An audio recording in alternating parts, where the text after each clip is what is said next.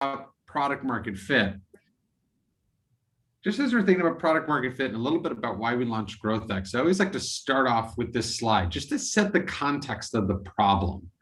And so, for GrowthX, we're entrepreneurs, we're operators, we were angel investors. Me and my partners got together and we just noticed the same problem happening over and over and over again. We were meeting these great entrepreneurs, these great founders, and they were running out of capital, they were running out of time, their businesses are failing. We just wondered how big of a problem this was. And every year, CB Insights does a study about why startups fail. We know that the vast majority of startups fail, but what's not really well understood is why they fail. And when you actually look at the data, it shows that 80% of the time when a startup fails, it has nothing to do with their product, and it has everything to do with their market and people.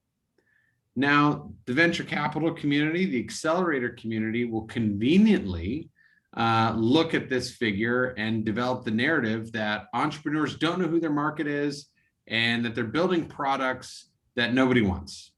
Well, certainly there's some of that, but the vast majority of the time, the reason why markets and people are the issue is because we are reinventing, we're improvising, we are completely redeveloping a very old process of business development, sales, and marketing.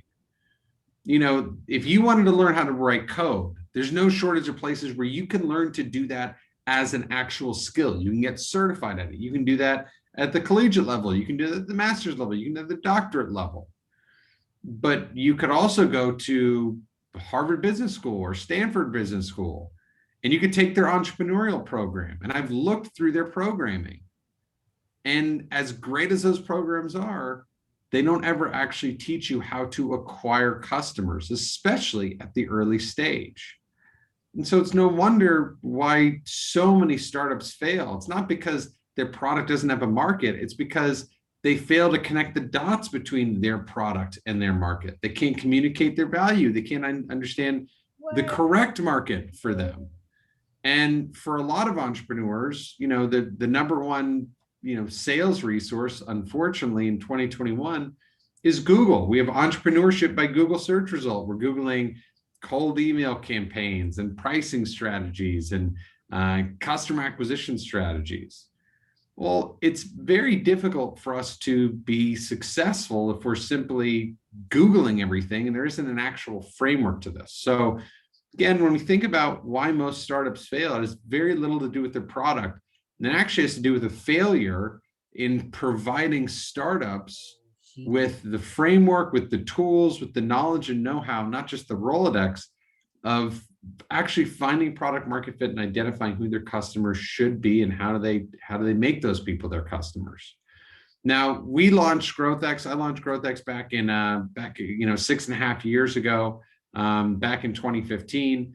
I've have two funds, have invested in over 44 different companies, helped a few hundred startups in that time.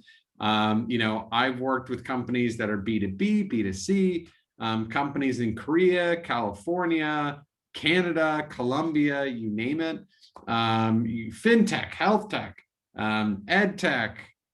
We even have a company in our portfolio that has a robotic autonomous fish with a camera on it and uses AI to swim around fisheries and see the well-being of fisheries and when to farm them. And across all that experience and expertise, the one undeniable fact that I've captured is that while products and markets are unique, simply put, the path to finding product market fit is not. There's a formula to it. We don't have to improvise. We don't have to reinvent. Don't mistake the fact that there's a formula for it being easy. It's still very hard to find product market fit. But this is a term that is so often used, whether it be at the collegiate level, whether it be with my colleagues in the venture capital space, whether it be accelerator programs. You got to find product market fit. Have you found product market fit yet? And yet people use this term and I challenge them all the time. What is it? Give me a definition of it. How do you know when you have it? And you can Google what is product market fit and you're going to get, 80 pages of Google search results and 800 blog posts, and half of them we'll quote, Mark Andreessen saying, well, it's the most important thing in the world, having product market fit. And the other half will quote Eric Ries saying, well, if you have to ask if you have product market fit, you don't have it. I'm sorry, but in 2021, that's an unsatisfactory answer. I mean, just think about this for a moment. You have to find product market fit, and everyone is telling you, you not only have to find it, you have to find it as quickly as possible, and you have to be sure you have it. In what other aspect of your life would that be acceptable? If I told you you had to go on vacation, but I didn't tell you where, and vacation was a mindset, not a destination, and you went, that would mean the way we would do this in real life compared to a startup is you'd get in your car, you'd throw your cell phone out, you'd blindfold yourself so that you didn't have Google Maps, and then you'd hit the gas as quickly as possible. And we all know what the outcome would be. You'd crash your car, you get injured. The same thing happens with startups and entrepreneurs. We confuse busy for being productive. Ooh. We confuse noise for signal. And if we don't define what our goal is, what is product market fit, then we're never going to reach the destination, because the destination will always just be another marker down the road that we can't really see, touch, and feel. And just ask yourself, by the way, as you're starting to look at your calendar, as you're starting to build your business, as you're starting to think about going to business, what's in it for you? What are you trying to achieve? How do you know when you get there? And so when we think about the formula of finding product market fit, here at GrowthX, we just like to take a page out of the scientific method. A scientist doesn't throw mud on the wall and see what sticks and says, well, we'll see what happens. We do the same thing, unfortunately, with our business. A scientist is exacting. They know exactly how much of chemical A and exactly how much of chemical B that they're going to pour into a beaker, and they're going to light a fire under it. They're going to know exactly how long and how hot that fire is going to burn for. And before a scientist ever runs an experiment, there are two really important things that they do. Number one, they create and implement the tools to objectively collect data and observe the experiment. A scientist, again, they don't feel an experiment, they observe it, they collect data. Put simply, scientists don't bring feelings to a data fight. Well, you need to do the same thing with your business. If you're driving by gut feel, again, would you do that today? Would you, if you had to go somewhere, and you had Waze, would you use Waze, or would you use your instinct to know where north and west and south are? No. So a scientist knows what the experiment is trying to accomplish and what data they need to observe before they launch the experiment, not after. The second thing that a scientist does is that they create a hypothesis. It's similar to product market fit. This is a word that's often used but poorly understood. A hypothesis is just an expected result if ideal conditions are met. So again, what most entrepreneurs do is they spray the market, they have a bunch of conversations, and their expectation is that somehow, if they sift through enough sand, the answers will reveal themselves. Well, that's a really long, roundabout, and risky way of getting to where you want to go. Why don't you define what product market fit is? Why don't you define what the outcome of the experiment is? And once you understand what that outcome is, what do you want to see? You can also ask yourself, well, how would I know? What are the metrics? And how would I get those metrics? And you reverse engineer the experiment so that you can get there. I think that the perfect example of this is something that I go through with a lot of entrepreneurs I work with, is as simple as taking a look at your calendar and seeing where you're spending your time. And are you being intentional, or are you leveraging hope as your primary strategy? And all of us know hope isn't a strategy. So one thing I do with entrepreneurs is I look at their calendar, say, great, pull up your calendar. Let's walk through every meeting that you have over the next 2 weeks and walk me through who you're meeting and what the goal is. And more often than not, we'll go through that exercise, and 70, 80% of the meetings are this person could be a customer, but I don't know why. The goal or the agenda of the meeting is I'm going to tell them what I do, and hopefully they'll tell me if they're interested. That's not an experiment. That's not a goal. That's not an outcome. Not knowing who you're talking to, why you're talking to them, or why they would be interested, again, it creates a flimsy go-to-market strategy. And so again, taking a page out of the scientific playbook, what we really need is we need a process, we need a method. And so, for me at least, how do I defend product market fit? How do I define it? It's really simple. Product market fit is the ability to acquire revenue using a proven and predictable method. By the way, by proven and predictable method, I don't mean, my own process. I mean, it's you creating an actual step-by-step plan, executing that plan, and that plan working the way you intended it to, which is to get an expected result, get an expected outcome, or get an expected customer. There's a phrase within the US Navy SEALs that I love to borrow for startups. That phrase is slow is smooth and smooth is fast. How does that relate to startups? How does that relate to entrepreneurship? Well, all due respect to my fellow San Franciscan here, Mark Zuckerberg, who reinvented the internet. Moving fast and breaking things worked well for him, but for most entrepreneurs, that's a fast track to a car wreck. When we talk about slow is smooth and smooth is fast, what we're trying to talk about is planning before we act. Acting with intention, knowing what we're going to do, why we're going to do it, why we need the tools to do it that way, so that when we're actually out in the market or we're out in the battlefield and the bullets start flying, we don't make costly mistakes that kill our business. And so, a lot of entrepreneurs, and especially younger entrepreneurs who have fallen in love with the narrative out of Hollywood about, scale and IPO and SPACs and all these wonderful things, they have this big dream in their mind of this rocket ship. But the secret that I'll impart to a lot of you is that most companies are overnight success stories, 10, maybe 15 years in the making.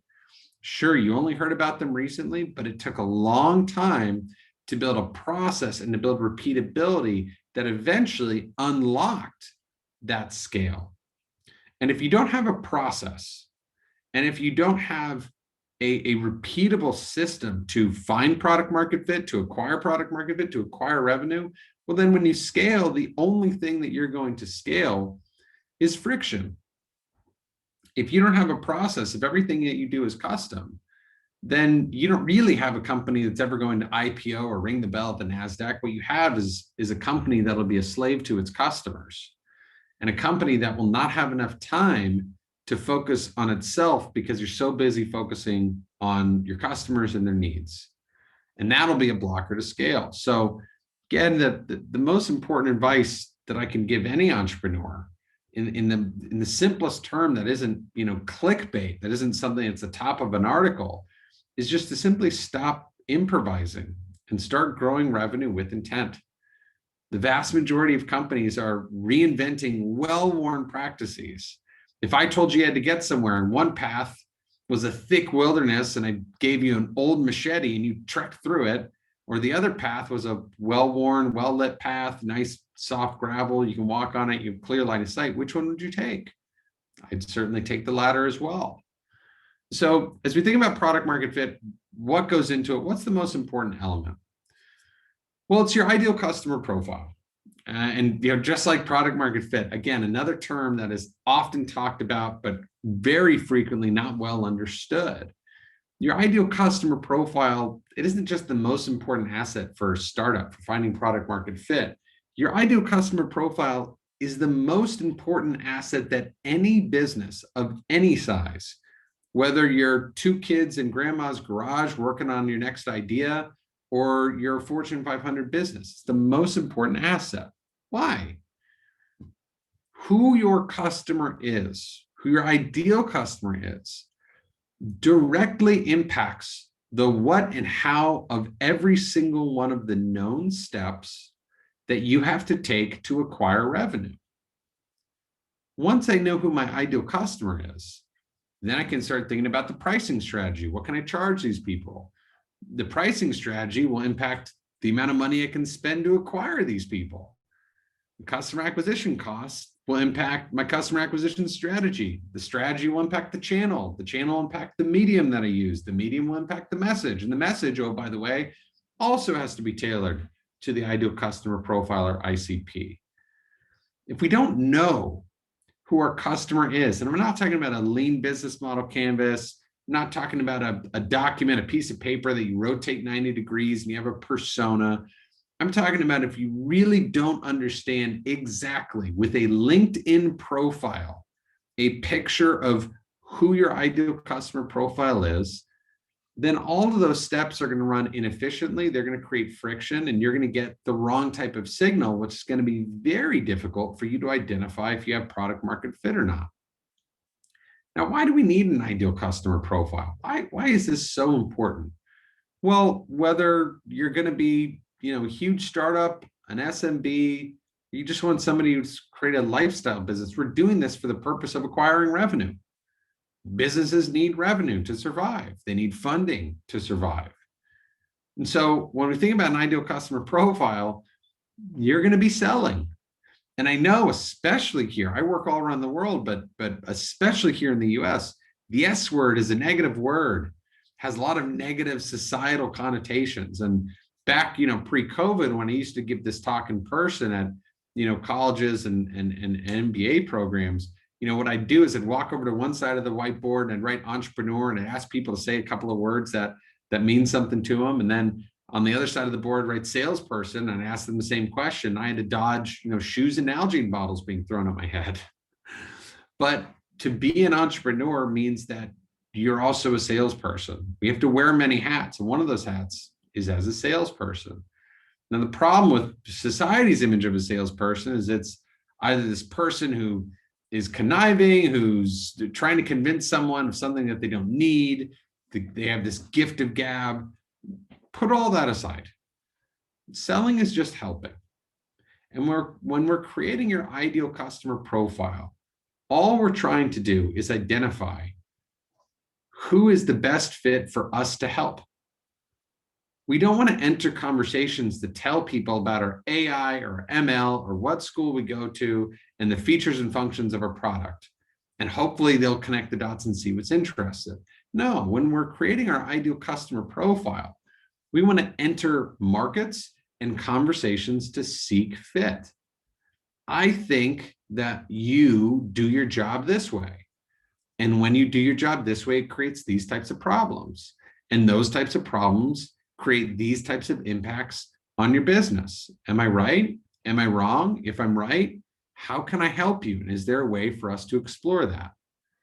Again, when we think about crafting that ideal customer profile and slow, smooth, and smooth is fast, what we're trying to do is get incredibly close and intimate and deep into the keystrokes, into the shoes of the people that we call our customers before we ever meet them, so that we can minimize friction and simply maximize learning. You want to know the three most important tools of any good entrepreneur or any good salesperson. It's not speaking, it's listening. And the three most important mindsets are simply business acumen, empathy, and curiosity. And for all three of those, you need to be able to listen more than you talk. And you need to understand the questions that you're asking, what responses you're trying to get out of somebody. So what goes into an ideal customer profile? And by the way, for me, I have the unique opportunity to talk about ideal customer profiles and look at the ideal customer profile of hundreds of companies a year. I can tell you that the single most common mistake that eats up months and months of runway, months and months of time for entrepreneurs, is not understanding that it's an ideal customer profile. And especially for B2B, it's not an ideal company profile. Now, some of you, might not have spent, too much time in the B2B world, but, the fact of the matter is companies don't buy anything. People do. Nike doesn't buy anything. They don't buy a factory. Somebody within Nike with budget buys that factory or buys that piece of real estate at that mall. That's part of a budget that an individual human being has that they direct.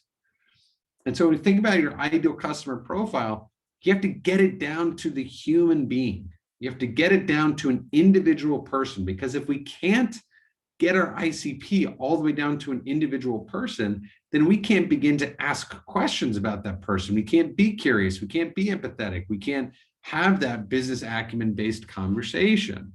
We can't understand their problems and their business impact. I can't ask Google, what are your priorities post-COVID? I can't ask, Walmart, what are your e-commerce goals in 2021?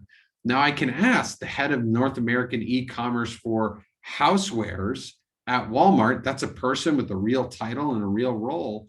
I can ask that person how they do the job, and I can start to think about how they do their job, and I can anticipate how they do their job so I can minimize friction in that conversation and maximize learning. And when we think about our ideal customer profile, the person who matters most, especially for B2B, is not so much the person using the product, but it's the person who's going to get the economic benefit from the product. Companies don't buy things because they're interested in you. Companies don't buy things because they think, you're cool. Companies buy, when companies are buying, they don't look at it as spending money on you. They look at it as spending money on themselves. And so we need to identify the person who's in charge of that budget, who's commonly known as the economic buyer. We need to work with them to understand their worldview. So for most businesses, and again, as an investor, I see for most entrepreneurs, your investor pitch deck or your demo day pitch deck, and somewhere in there it has, your TAM slide, your total addressable market. Well, if we can figure this out, we've got a $6 trillion market opportunity. I want you all to do yourselves a favor. Hide that slide from yourself. It's great for demo day. It's great for investors. But other than that, it has almost no relevance in your day-to-day, your week-to-week, your month-to-month goals. Every single company's TAM, whether you're a startup or Salesforce, is a unique and extraordinarily diverse blend of ideal customer profiles. You can't serve all of those ideal customer profiles at once, and you certainly can't serve them all using the same messaging, using the same channels, using the same price point. And the more of those people you try to blend into an amorphous persona, the less that picture becomes clear, the harder it is to communicate to them, the harder it is to actually understand who they are, because you're not talking to a person, you're talking to a collective of people with different needs and different wants and different worldviews. So the challenge I give to you all is to focus, put down your TAM, and identify not who is Mr. or Mrs. Right, but identify for your business, who is Mr. or Mrs. Right now? Who do I have the highest likelihood of helping?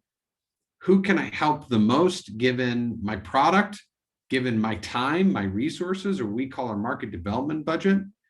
And who's the most likely to do business with me right now within the timeline that I still have to be in business? So how do we break that down? How do we start to prioritize and identify the right companies for us right now?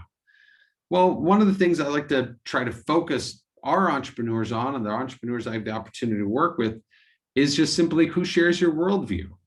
Now, that's not a San Francisco, California, my head's in the clouds type of thing. Let me boil that down. When I'm talking about worldview, I'm talking about budget. I only want to spend time with economic buyers and businesses and consumers that I know spend money. That's it. If I spend time with a diverse group of people, but 50% of those people have no budget, no timing, no interest, then that's 50% of my time that goes out the door, not 50% of their time. And your time is limited. So, again, I'll use a B2B example. Jeffrey Moore, who, if you haven't read Crossing the Chasm as an entrepreneur, you absolutely should. It'll be incredibly enlightening. He talks about early adopters, the companies, the people with the mindset that understand that if you work with early stage technologies, if you acquire early stage technologies, yes, it'll be risky, but that risk comes with reward. Well, there's no badge on LinkedIn for early adopters. There's nothing that, just simply says, well, this company is an early adopter and this company's not. But that doesn't mean that we give up. Just a little bit of elbow grease can go an incredibly long way. And a little bit of digital ditch can go an incredibly long way to help us identify the companies that are deploying budget and products and services and startups like ours. So what are some of the signals? If a company has a corporate venture capital unit, if a company has an innovation team, if a company sponsors or supports accelerator programs, these are all indicators of early adopters. Those are companies that are investing money off of their P&L, off of their profit and loss statement to acquire or attract or identify and scout startups so that they can acquire those startups or partner with those startups so that they can do what? Make more money, keep a competitive advantage. If I can acquire this startup before my competitor acquires this startup, then they won't disrupt my business, right? The companies don't spend that money because they don't spend that money out of the charity, out of the goodness of their heart. They spend that money because they expect to get a return on investment from it. What are some other signals we can look at? I mean, look at an example as simple as somebody's website. If I go to a company's website, if I go to a person's website and it's clean and it's up to date and they've got plenty of fresh content, they're on Twitter, they're on TikTok, everything's mobile responsive. Okay, they've been intentional about setting up their website. That's great. Conversely, if I look at somebody's website and it looks old and funky, and I scroll down to the bottom and it says copyright 2012, and they still have a link to their MySpace page, and I'm sure a lot of you don't even remember what MySpace was, and they have a blog post from 5 years ago announcing the hiring of the new CEO, but then you go to LinkedIn and that CEO left 2 years ago. What does that tell you about the state of that business?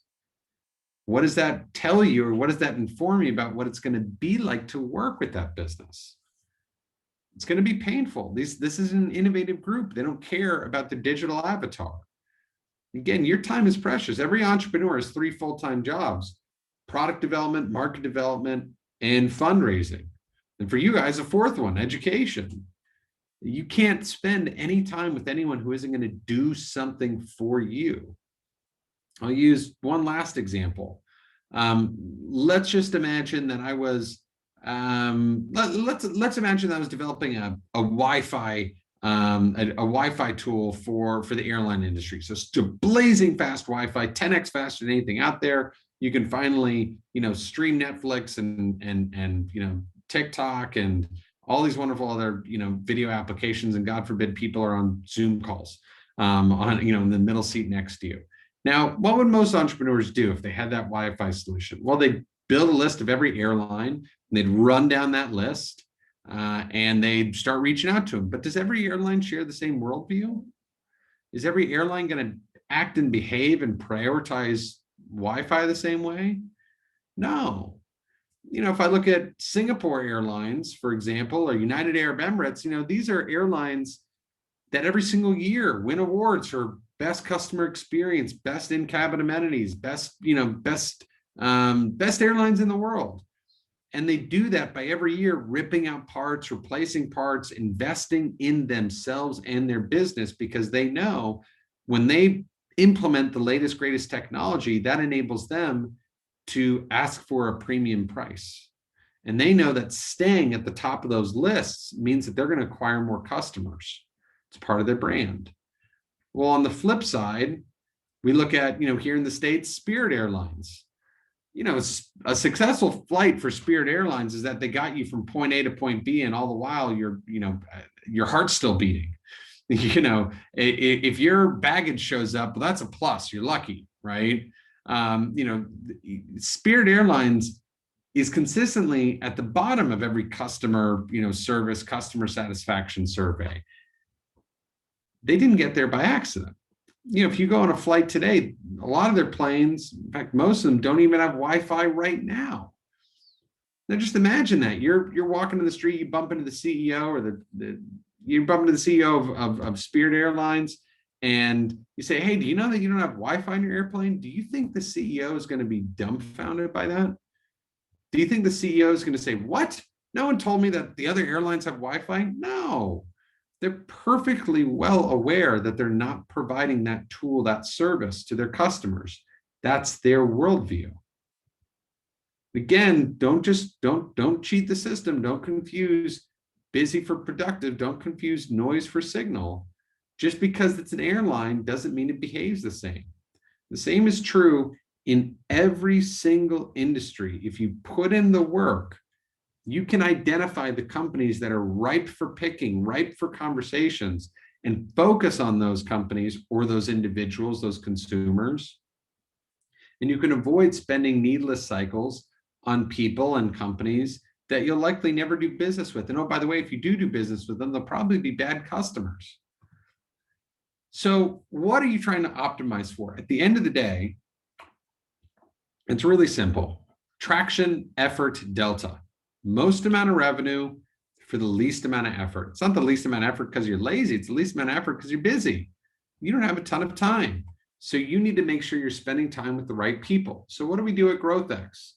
It's really quite simple. We come up with multiple ideal customer profiles, minimum 10, up to 15. And we brainstorm these, and every single ideal customer profile we take through the same rigorous investigative method. And we get these ideal customer profiles out of our head where those ideas can be easily corrupted by our feelings. And we get them on paper, and we validate and we verify them, and we qualify and we disqualify them by taking each seed of an idea through the steps that we know we're going to have to take as a business. So for example, if I had an ideal customer profile that came from my head and I said, okay, well, this is my enterprise ideal customer profile, which by the way, is where so many entrepreneurs, especially young entrepreneurs, start. Let's go after the big dollar signs. Well, my ideal customer profile is the enterprise. My average contract value, my hypothesis of what I'd charge these people is $250,000 a year. That'd be the first contract. Okay, great. Well, what does the immutable law of sales physics tell us about a $250,000 a year contract? It tells us that the time to close is going to be anywhere between 12 to 18 months.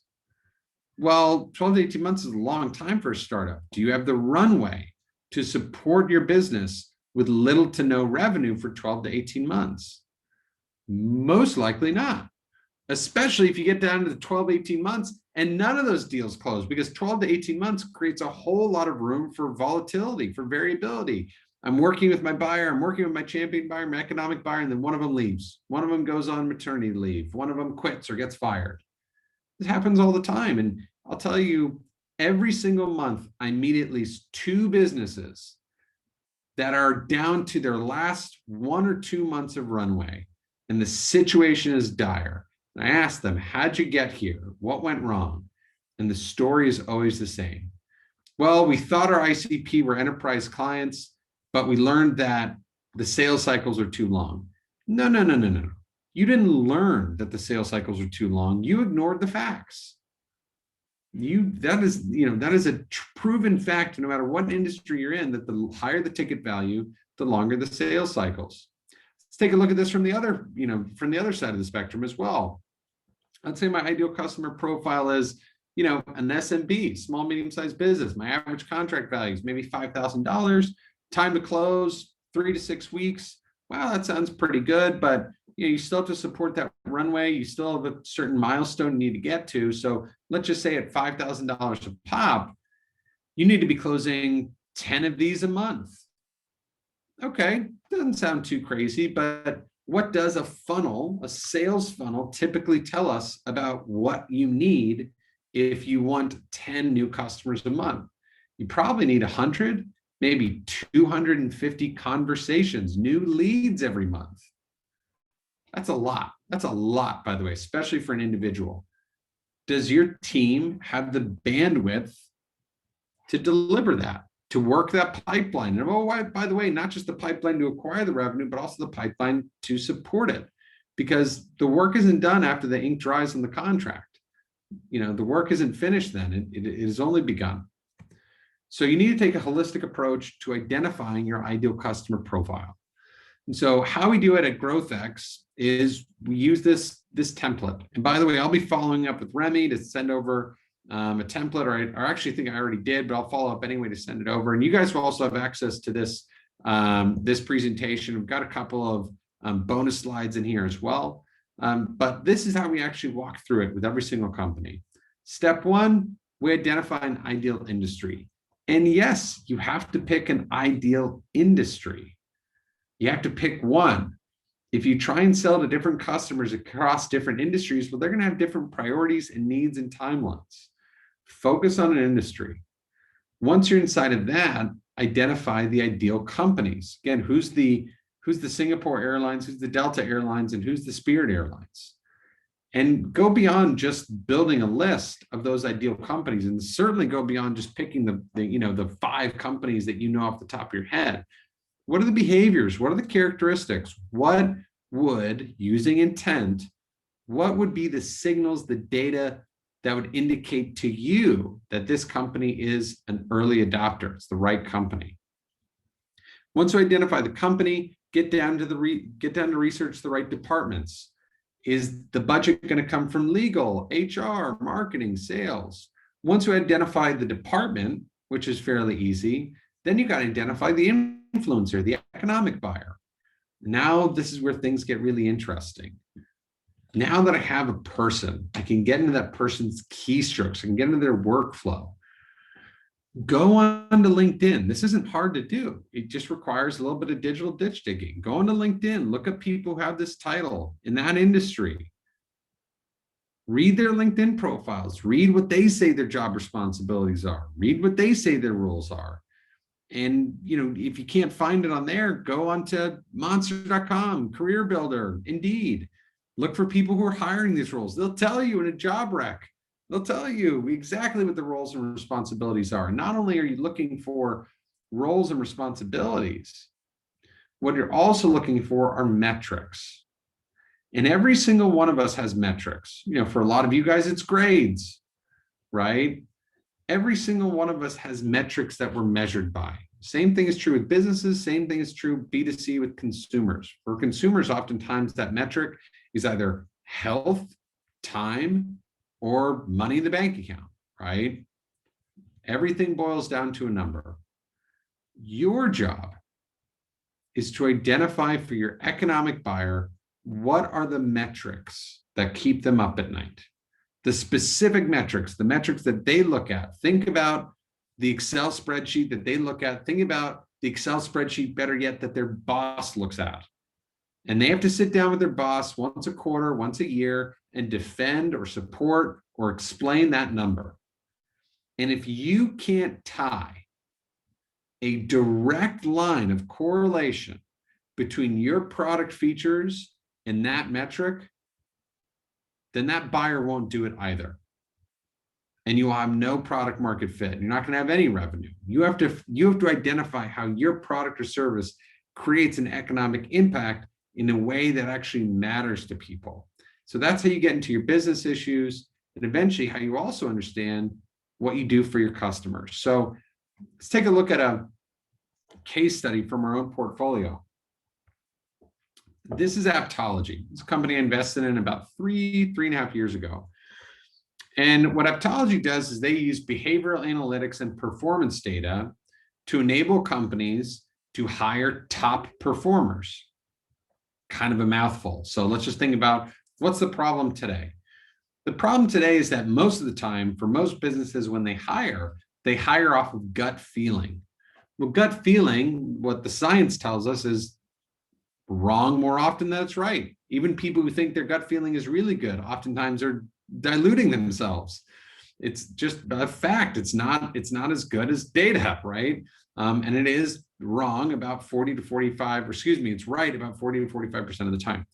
So when people are looking at job candidates, they're looking at all the wrong information. Oh, I like her font. I don't like how long his resume was. She had a gap in job history. He has good work experience, was not the right work experience. Does any of that actually have any bearing on whether or not someone would be good at their job? I mean, let's just look at, the poor state of hiring today in the US.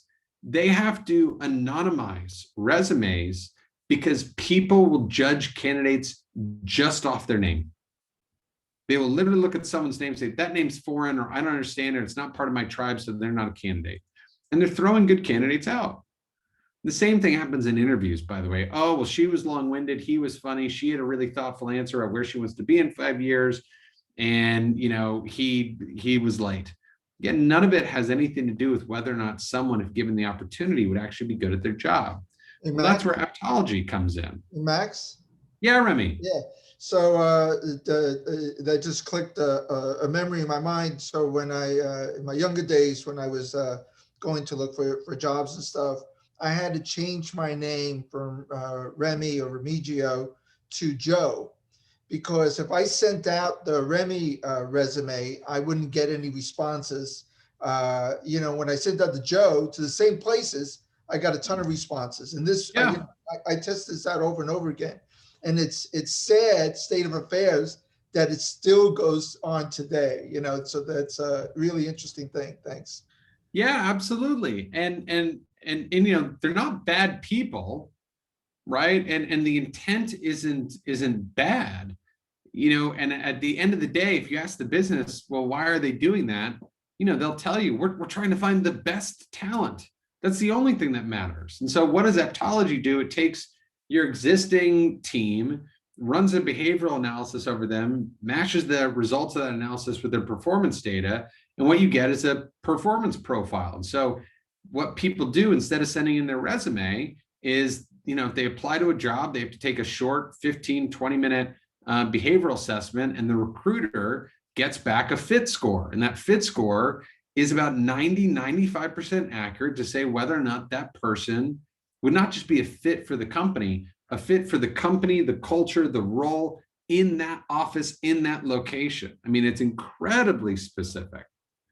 And so what's exciting about aptology, both as an investor and someone bringing the product to market, is also what's terrifying about aptology, which is everybody's doing this and everybody has this problem. So where do we begin finding our ICP? Well, before I met the founders, their ICP was all over the map. It was big businesses, small businesses, tech companies, oil and gas companies, sales teams, engineering teams, coding teams. There was no consistency. And the only consistency was that, well, these people are hiring. Well, just because they're hiring doesn't mean they all hire the same way. So what's the problem aptology solves for?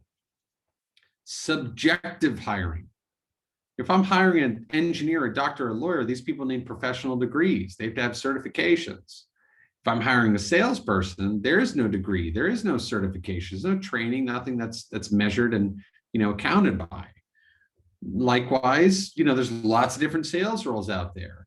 What are the ones that are important, that are a good fit for aptology? It's really simple. The people making the most expensive subjective hiring decisions. And once we started to research a little bit about enterprise sales hiring, we found two really interesting stats. Number one, the cost of a bad sales hire for an enterprise company is around $150,000. The cost of a bad sales manager for an enterprise technology company or VP of sales is around $1.5 million.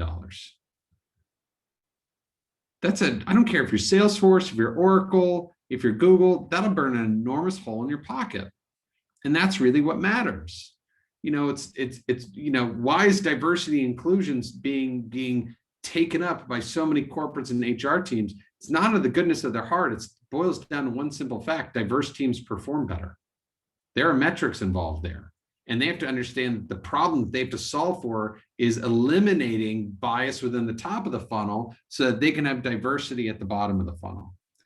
So this is our ideal customer profile. Mid-market enterprise technology companies. Our ideal companies are companies with a minimum of 100 sales reps. That was a product requirement. If we went below 100 sales reps, then the data wasn't as good. Likewise, did we go after companies that were the worst at hiring? Did we go after companies that are the highest turnover and 1 out of 5 Glassdoor ratings?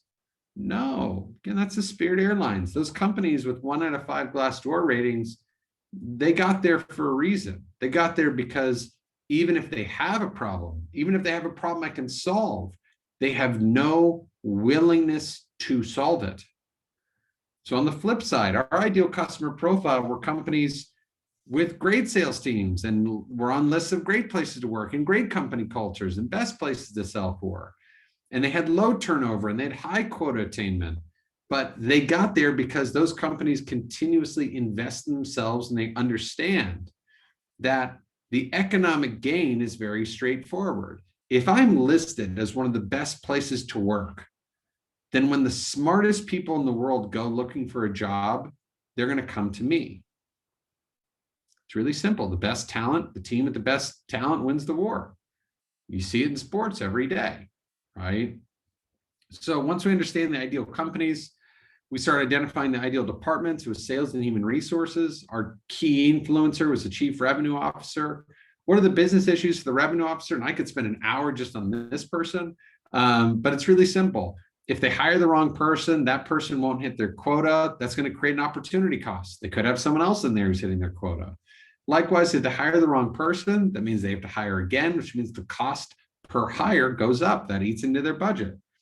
So it's the value that we create. Aptology helps CROs at industry-leading technology companies increase revenue while decreasing the cost per new hire through our predictive hiring technology. Now, that was the first sentence of our website, first sentence of all of our email campaigns for a long time. And there are 3 things happening in there. And I know we're moving at an incredibly quick pace, but I'll try and, hopefully you're able to catch on to it. There are 3 incredibly intentional things happening here. First of all, notice when I talk about what we do, it's the last thing that I talk about. Why? The science tells us it's the last thing anybody cares about. Psychology tells us that, everybody's favorite topic is themselves. I'm not going to bore you with what I do. Don't lead with your features. It's the last thing people care about. What's the second thing that we do? Make it easy for the reader, the audience, to understand that I'm speaking to them. Does the reader have any ambiguity as to who my audience is? No. Says it right at the bat. CROs at industry-leading technology companies. You're only reading that if you fit that profile. And so I'm talking directly to you. Now I have your attention. And lastly, and definitely most importantly, increase revenue while decreasing the cost per new hire. I didn't pick those words. I didn't pick those metrics out of a hat. I read the profiles of over 100 chief revenue officers, and I read a variety of different blog posts about top trends, top concerns, things that keep CROs up at night. And those 2 metrics were always within the top 4 of any profile or any blog post. So when I'm saying those metrics, I know that I'm hitting on an extraordinarily personal pain point that is relevant to them. And so just to wrap all this up, but I want to make sure we leave plenty of time for you guys to ask a few questions as well. When we go through this process of getting into our customers' shoes, into their keystrokes, of understanding exactly who is Mr. or Mrs. right now, it's so that we can move slowly, so that we can in turn move quickly. And it's also so that we can communicate and identify not what we do, but communicate and identify the only thing that matters, which is what we do for someone, what we do for our customer. And can we actually achieve that outcome? And if we can't achieve that outcome, well, then why are we making an outcome? Why are we taking that process to begin with? So again, just to wrap up, a huge problem that I see and that I run into all the time is sprinting at a marathon, right? We think we have to move fast and break things. The journey is so much longer and has so many more twists and turns than you could ever really possibly imagine and appreciate. It is something where you only have so many lives as an entrepreneur, and you need to make sure you value every single one. And to do that, and to do that well, and what the best entrepreneurs do is they engineer success. Again, hope isn't a strategy. Throwing mud on the wall and seeing what sticks is not a strategy. You can actually be the captain of your own ship. And again, do that exercise that I mentioned before. Look at your own calendar, see the people you're talking to, see the people that you're spending time with, and just ask yourself, is this person going to give me what I need so that I can move my business forward? That's what CEOs do. That's what founders do. It's not a one-way street, it's a two-way street. I'm going to help you, but in return, you're going to help me. And if someone can't help you get to the truth faster, get to a yes or a no faster, or identify whether or not you should grow your business or put it down, then that person is just stealing your time. They're not doing it for malintent. You're doing it because you offered it. So again, I want to make sure we leave a little bit of time for Q&A. I'm super grateful for the time. Hopefully, another time we can do another session. Thank you, Remy, and I'll shut up for a minute and let people jump in. Well, I have a question. Sure. How do you apply this to a B2C, a business to consumer a business, as opposed to the B2B? How is it different? How is it similar? So the first thing is that, it's a great question to get asked a lot. The first thing is that it's really not different. Everybody continues to try to specialize. Well, okay, if it's not B2B versus B2C, it's, women's e-commerce versus men's e-commerce. Products and markets are unique, but the path to product market fit is not. You have to know who your customer is. And you have to know why that person is your customer. And the one thing that I'll say about B2C is that it's even easier to subsegment, to get down to that ideal customer profile, because you have so much data. The example that I run through with people all the time, and actually this is just really relevant, I was working with a group of MBAs on this. We were talking about a plant-based food product for kids. Who's their ICP? They came into the conversation saying, our ICP is moms. Moms are not an ICP, especially not in B2C. Rural moms, urban moms, suburban moms, moms of one, moms of four, moms who are in their 20s, 30s, 40s. Are they working? Or are they not working? What's their race? What's their last level of education? How old are their kids? A working mom who's, 35 and just had her first kid. And so the kid's only between, 0 and 18 months old. She's not anywhere near the buying process for buying plant-based meat. Their kid isn't eating plant-based meat, right? Barely eating meat at all. So again, it really goes back to, for B2C, you have even more criteria to really get laser focused on who your customer is, and not just paint with a super broad brush like moms, men, women, white, black. You have to get into somebody's tribe, into their behaviors, and to the digital path that they take to solve those problems. So, for example, let's say you're opening up a retail store that has fast food, healthy food, right? And you're going to open it up in the New York City area, maybe what makes you different happens to be that you have access to certain types of plant-based foods that other people don't. It's a technology kind of play. Maybe it's genetically engineered meats that other people just don't have access to. So that's what makes you different. And you want to launch that, right? And you find out that the millennials as a group are the ones that are doing the vast majority, 80% of the purchases of those types of things. What is the thought process to getting that ICP?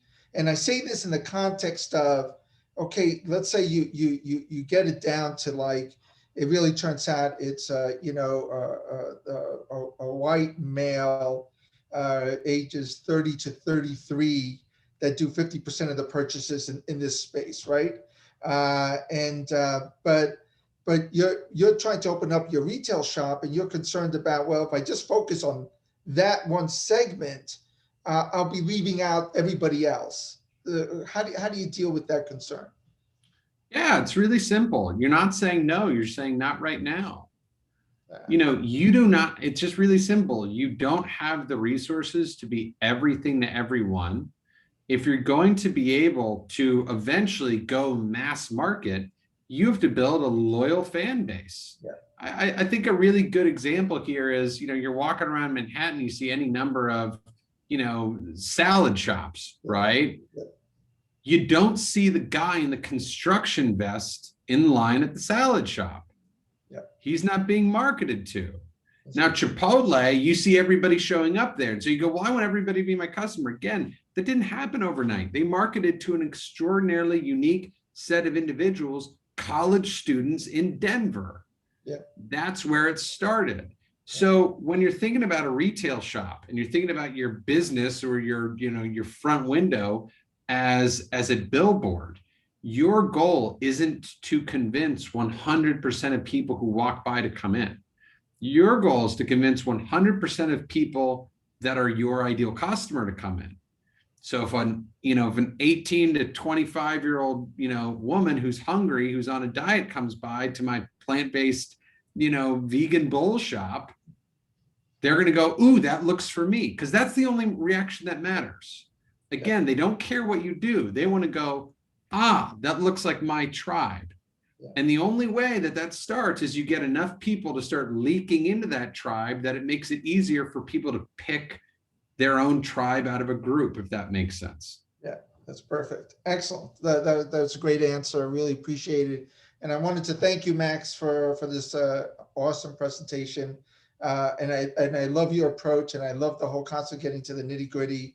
And it's all about doing the sales. And I think it's the last thing a lot of startups ever think about because they're afraid of doing it. And I think the process you have is outstanding. So thank you. Really appreciate it. Yeah, thank you. And best of luck, everybody. Again, if I can be helpful, you know, just check me out at GrowthX or LinkedIn or whatever. We built an entire system to do this. We help entrepreneurs all around the world do it. And I know you guys are leading the way with entrepreneurship in New York. So best of luck, everybody. And if I can be of help, certainly, you know, let me know. Thanks, Max. Take care. All right. Bye. Have a great day.